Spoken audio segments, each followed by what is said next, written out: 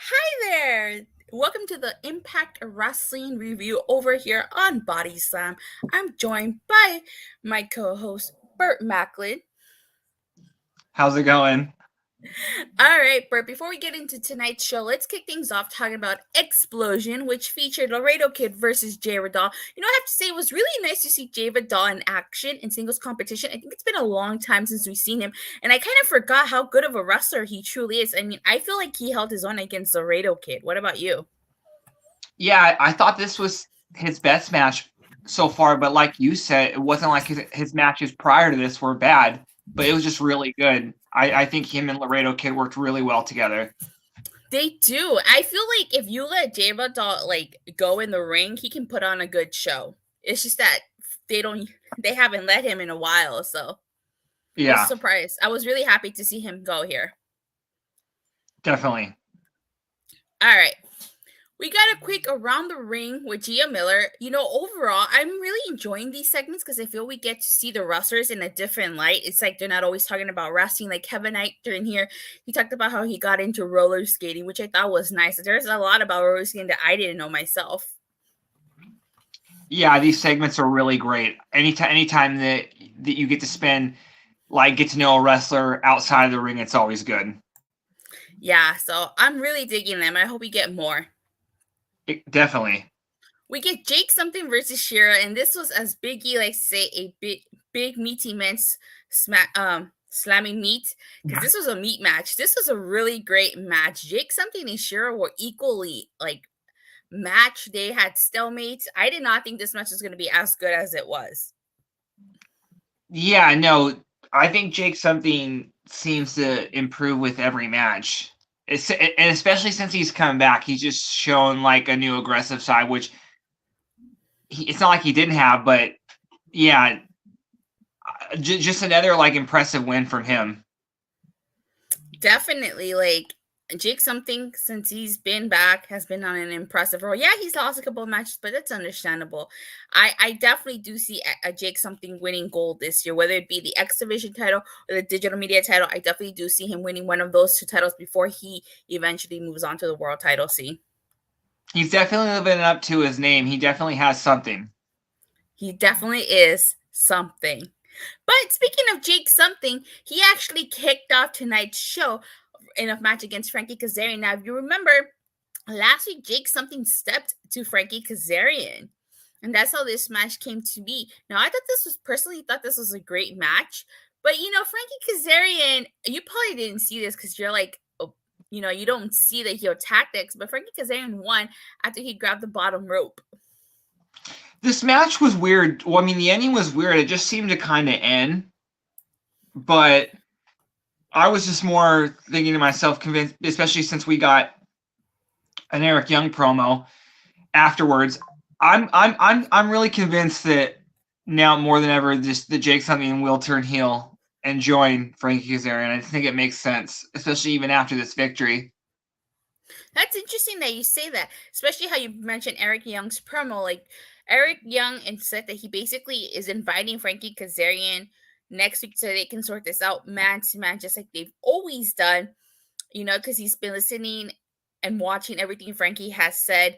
And now it is interesting that you do say that, because maybe I feel like during this segment, someone or something might come out and help you attack Eric Young. I feel like that's what they're kind of going here. Maybe you're right. Maybe Jake something does turn heel and align himself with Frankie Kazarian. Who knows?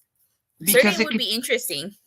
yeah, because it would totally just, you could totally see him really like listening to when Kazarian says that he's been looked over. You could make an argument that, well, something hasn't been there as long, but, he could definitely hear that and think the same thing of himself. So I just think that pairing would definitely work, and I think it's intriguing. Jake something would be the muscle in that pairing if it happens. Exactly. All right, so next we got Jordan Grace versus Savannah Aarons-Burt. I don't know if you saw the digital exclusive, but Giselle Shaw fired the Shawtaraj. She fired Savannah Evans and Jay Vidal here.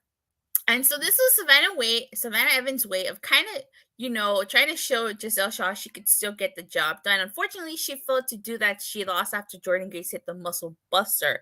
So I thought this was a pretty decent match. It's no surprise Jordan Grace won, though. She is the Knockouts World Champion, so she needs momentum going into No Surrender. Io saying Shatrash officially no more. It's sad too. Me too. I like the Shatrash. I did too. I did as well. Is it Giselle Shaw and Jordan Grace next weekend? Next week at No Surrender? Yeah, No Surrender. Yes. Well, after this match, I was thinking to myself, there's no way that Giselle should lose. She should take the title. But if they're doing the match, or I must have not paid attention. If they're doing the match already this next week, it makes me think that she won't. But just the way that how dominant she looked at the end of that segment, taking out Jordan and Savannah, I would expect her to win. She should be the next champion. Would you agree? I agree. I think it would be a crime if Giselle Shaw does not win the knockout title this year. Like she said, 2024 is going to be quintessential, and I think that too. But to counter your point, I just feel like Jordan Grace just won. She had some incredible momentum at Hard to Kill. She was in the Royal Rumble with all this stuff that Jordan Grace, all this publicity that Jordan Grace was getting. I don't see her losing so quickly. This is her second title defense, technically. Well, first, if you don't count the rematch with Trinity, but yeah, technically it's the second one. So I don't see her losing right away. I could see Giselle Shaw possibly winning at Rebellion. I mean, it makes sense when you think about it because Las Vegas at the Palms is where she won the Ultimate X. Perfect full circle for her to win the Knockouts title at Palms, at Rebellion, in Las Vegas, where she won Ultimate X. Besides, after she laid out Savannah Evans with that X, maybe Savannah Evans wants payback and cost Giselle Shaw the title here.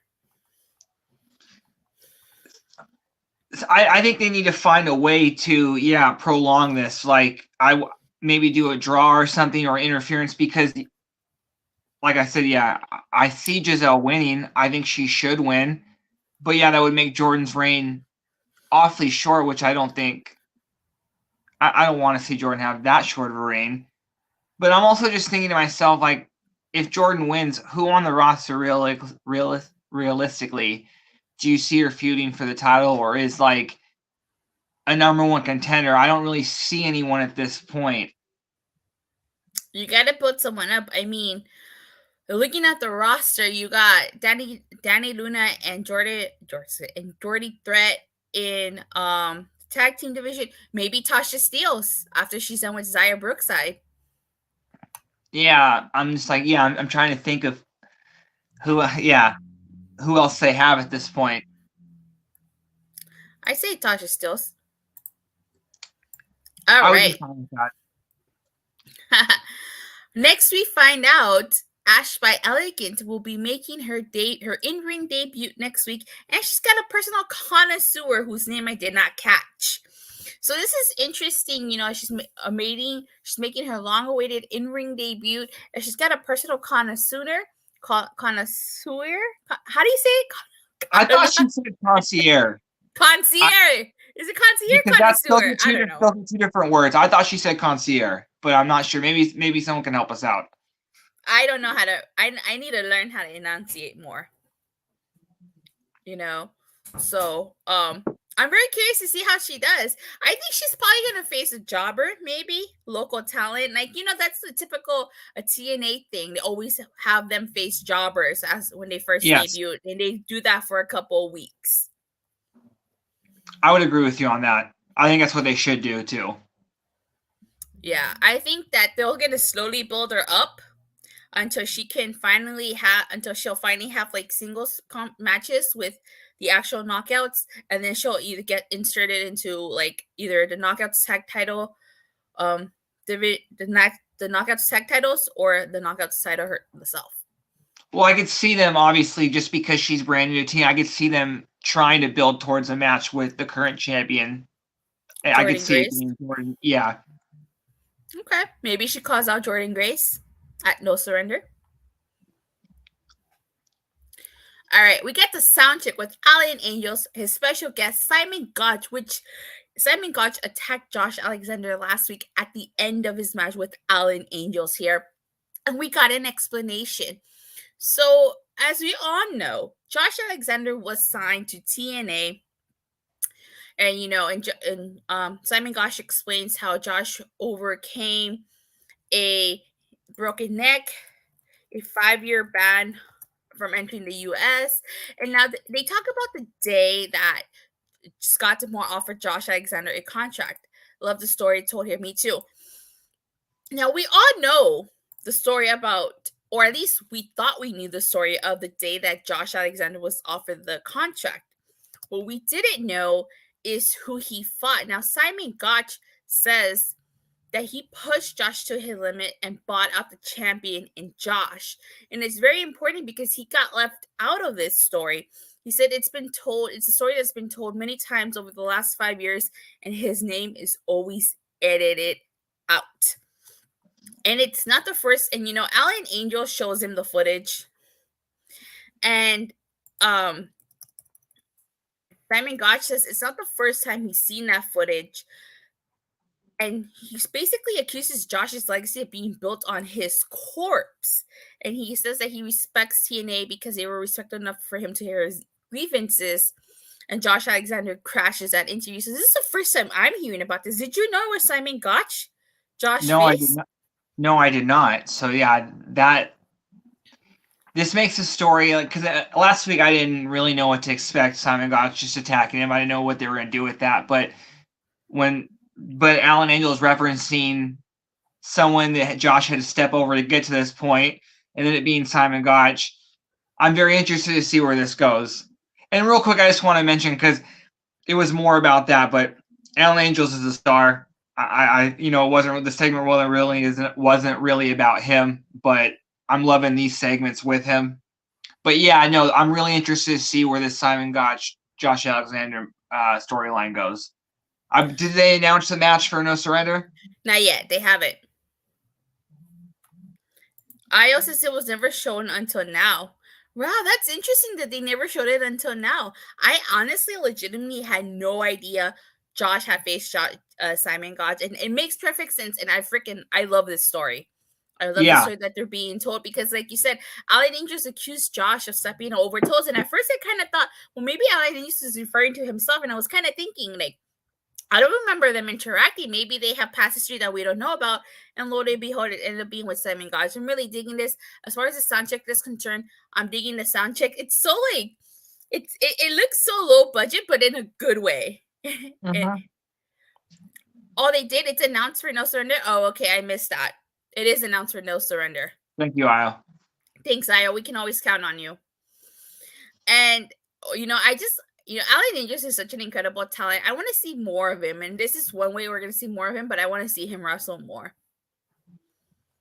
And yeah. Go ahead. Yes, definitely. And I hope whoever wrestles him wears a cup. If he's still doing that.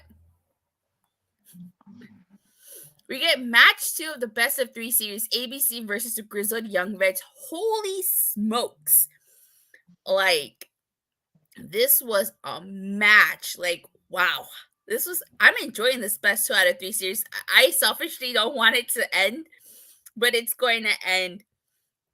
I props to the Grizzled Young Vets. I mean, they really targeted Ace Austin's injured arm, the arm that they put in the equipment suitcase, and like they try to really isolate him here from Chris Bay. But damn, like I was holding my breath for ABC here because it was do or die for them.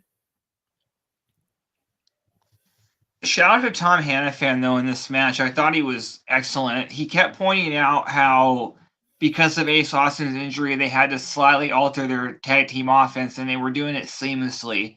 And they were like, yeah, this match was a perfect Ty Dillinger 10 out of 10. Like, this was a great match, and I think we predicted it was going to go this way, and just in terms of the scoring. So, yeah, I'm looking for it. And I just think, I don't know, behind the scenes if they are or how long this run is, but I personally, if I was TNA, I would sign GYV, just because I just think that they bring a totally different style to the tag team division, and they're so good. Like, they're beyond good. They're great. So I really hope they stick around. IO says tag team must be on fire. Yeah, they're definitely on fire. Yeah, you and I both predicted that this is the way it's gonna go. I honestly think, and no disrespect to ABC, I like ABC. I like the 1-2 sweet, but I feel like JYV is partly taking those tag titles off of them.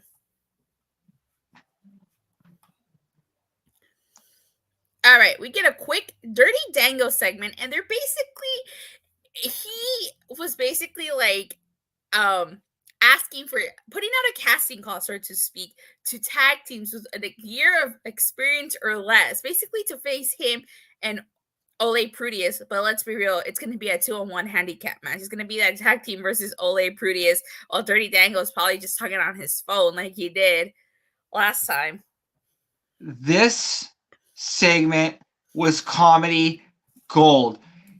He got a Panda Energy comment out there, and that was hilarious. And then just I feel like everything he said, and then when he asked Prudius what his ranking in the PWI was, and then basically just not caring.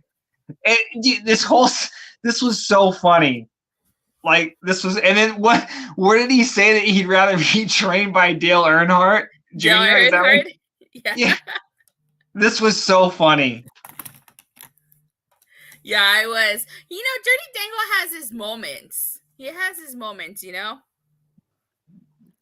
Yeah, I wouldn't mind him, just because him being the next digital media champion. He probably is. All right.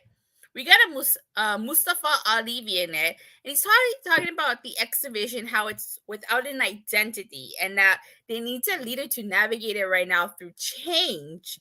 So I'm really digging these vignettes. I have a feeling he's gonna beat Chris Sabin, and the funny part is that after this vignette, you see the good hands, you know, talking about how, especially John Skyer, talking about how he's a big fan of Mustafa Ali, and that they gathered together his fans.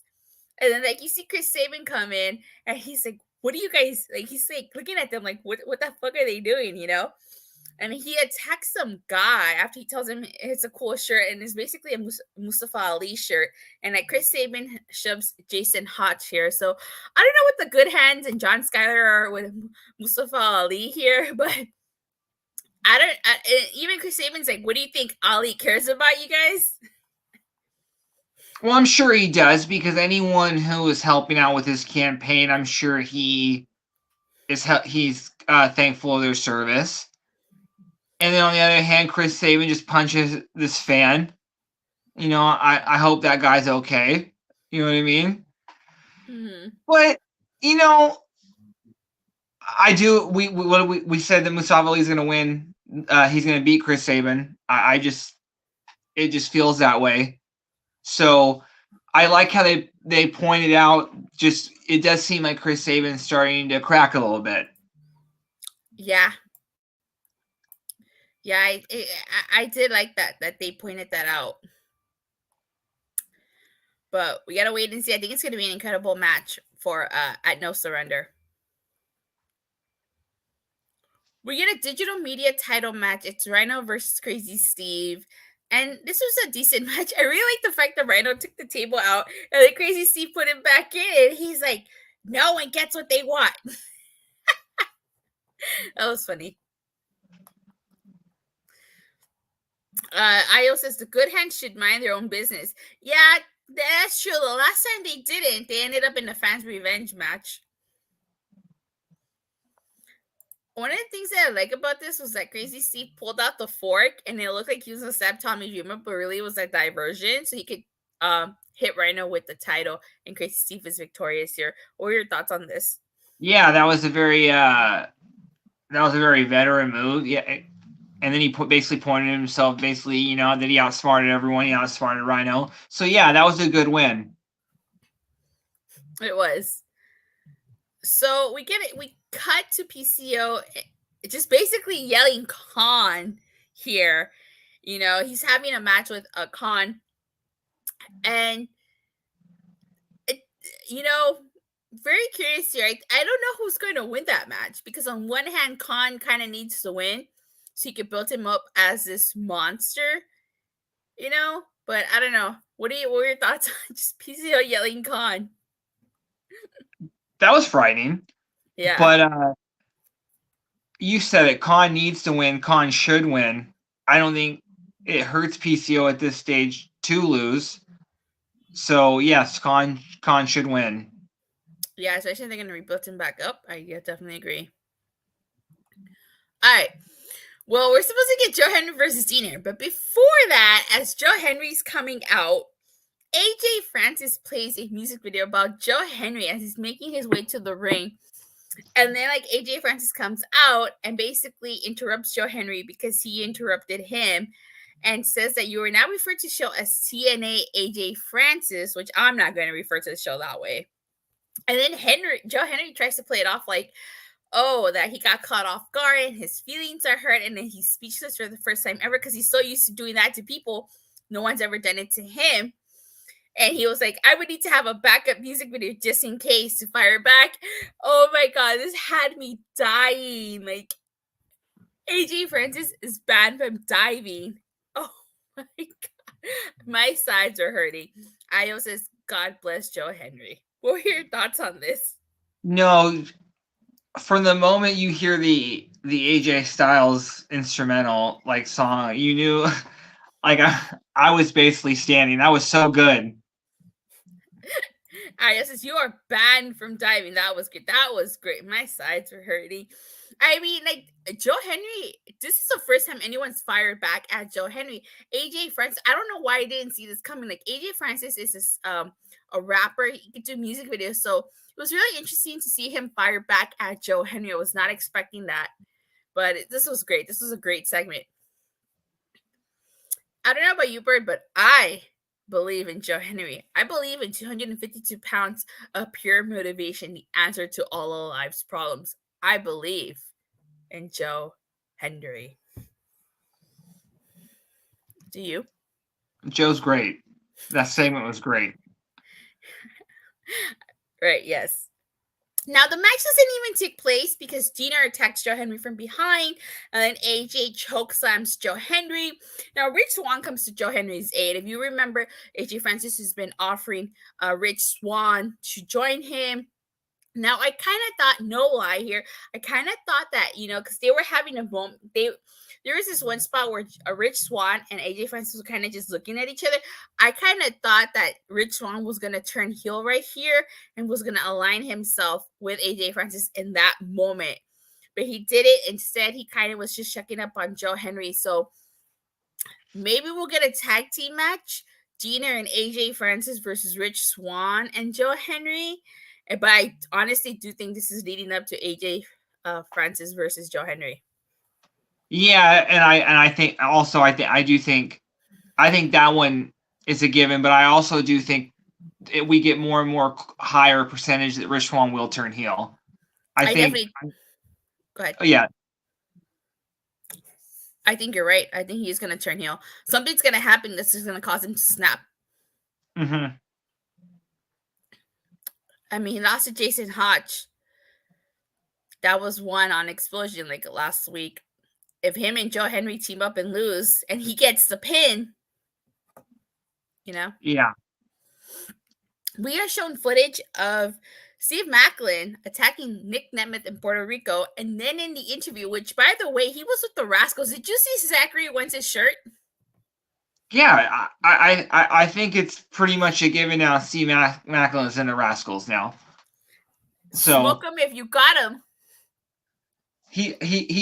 I would have to just say that, I never thought this pairing would exist, but for some reason it works. And yeah, you see Zachary Wentz wearing the Macklin shirt. That was he was wearing, right? Mm-hmm. Yeah. So, and also I just want to say, I feel like you could copy and paste Io's comment from earlier about the tag team division being on fire because Trent Seven and Speedball came, and Transcend basically pointed out, he's like, what are you wearing? Like, made fun of the shirt. And like that right there, like the tag team division is so good right now. So I obviously we're getting it. I think we're gonna get a tag team match next week, or was it a 6-man? No, I think we're getting. I think he said Steven versus Trent. Okay, which should be a great match. Same, I agree. That's gonna be a really great match. I bet you're happy because not only are you a Macklin, you're also the Fair Frasco. So now you don't have to take sides. That's true. I couldn't be happier. That's true. I cannot. I'm digging this pairing. All right, we get Killer Kelly versus Danny Luna. Obviously, with MK Ultra getting their rematch at No Surrender, they need momentum. That this does not happen. Danny Luna getting the surprising victory over Killer Kelly. This did not sit well with MK Ultra, who attacked Danny Luna and Jody Threat at the end of their match. And then DK came out. I really like the fact that they came out and they had to stare down with Danny Luna and Jody Threat. My good buddy JJ Williams saying that he believes in me just like Joe Henry believes in me. Thank you, JJ. It's such a shame he doesn't believe in Joe Henry, though. The way that Daniel won, because especially since MK Ultra already have a rematch, it really didn't hurt Killer Kelly, and it also sets up them as a contender, Danny Luna and Jody Threat later down the line. And you heard Tom Hannafin say we're seeing the birth of a new team. So I really like this match and what it's going to lead to. Io says KO Tech Division picking up slowly. Yes, slowly. It warms my heart that they're slowly rebuilding the division after losing so many teams to no fault of their own. You don't have to you really when something like that happens, and you don't have to immediately think to have to sign someone immediately because there's nothing wrong with people pairing up as well, and that's what I like that what they're doing. They're building within. So Jay didn't like how short this match was. Yeah, it was a pretty short match. But something, one other thing that I did appreciate, kind of to add to what you're saying, is that there's history there. Like MK Ultra, as random as it was that they got thrown together, it really wasn't random because they had a history. Like they were rivals and then they came together. Jody Thread and Danny Luna, they faced each other in singles competition and now they've come together. So, but they're still working out their kinks as a tag team.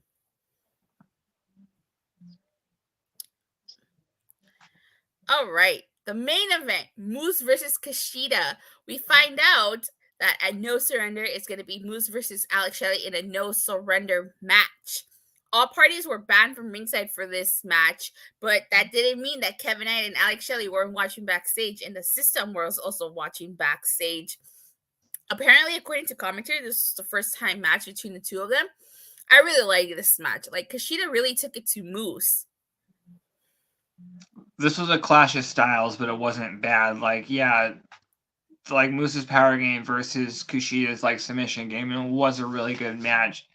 But to me, the thing I was focusing on is as soon as they announced this match, you heard Tom Hannafin basically say, "Can Moose trust the system, the members of the system?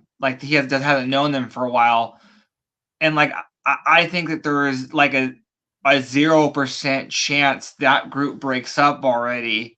So which leads me to believe that someone is going to throw in the towel for Alex Shelley. So now we just have to decide who's going to turn heel.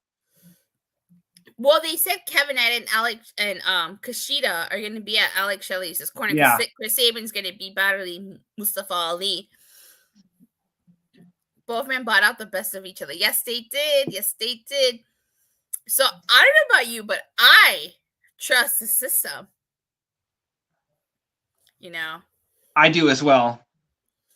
And I also now just real quick, now I think about it, I would think Kevin Knight will be turning heel. You think Kevin Knight turns on Kushida, and the rest of JJ agrees with you? Kevin Knight will turn. Yeah, I definitely do, just because he has less history with Alex Shelley than Kushida does. That's true. He does, because this is the first time really that all of them, well, actually, they haven't technically teamed together, but this is the first time they're all coming together. Because if you remember, commentary may note the fact that Kushida has history with Alex Shelley. They're the time splitters. Him and the Motor City Machine Guns were Time Machine. Remember when we were doing the power ranking, the Go-Go Power Ranking, Time Machine dominated for a little bit, you know? And Kevin Knight has teamed with Kushida, but Kevin Knight has never really teamed with the Motor City Machine Guns. So he doesn't Yeah, have that history with them. it's a perfect opportunity to create a storyline where you could say that a rift started, and Kevin Knight could say, Kushida took sides. There's a lot they could do with this storyline. So I definitely think that there's a high probability that Kevin Knight is the one that turns heel. I think so too. My favorite spot in this match was when Kushida did the armbar to Moose on the ring apron. Yeah, that was a really sick spot. It was. But, I'm not surprised Moose won here. He is the TNA World Champion. Welcome back, Burt. He is the TNA World Champion, so no surprise he won here after he hit Kushida with the spear. At the end, the system came out and they attacked Kushida. Eddie Edwards and Brian Myers held Kushida as Alicia Edwards slapped him twice. Now, I felt like, hold on, like, the system's out there. Where the hell are Kevin Knight and Alex Shelley? They took their sweet time coming down to help Kushida.